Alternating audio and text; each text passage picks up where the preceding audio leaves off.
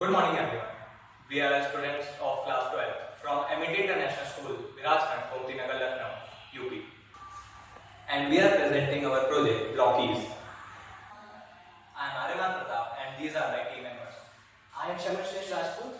I am Kabir Chadha. I am Akash Dubey. Web3 is a true technological innovation and a new step for the entirety of the internet. It integrates blockchain to enhance user data privacy. Blockchain is a decentralized digital ledger that contains data records and transactions across various computers, making data transparent and tamper-proof. Even though many businesses want to implement Web3 in their platform, they are not able to do so because of the complexities that are present when they are trying to do so. And it also requires a very deep knowledge of coding.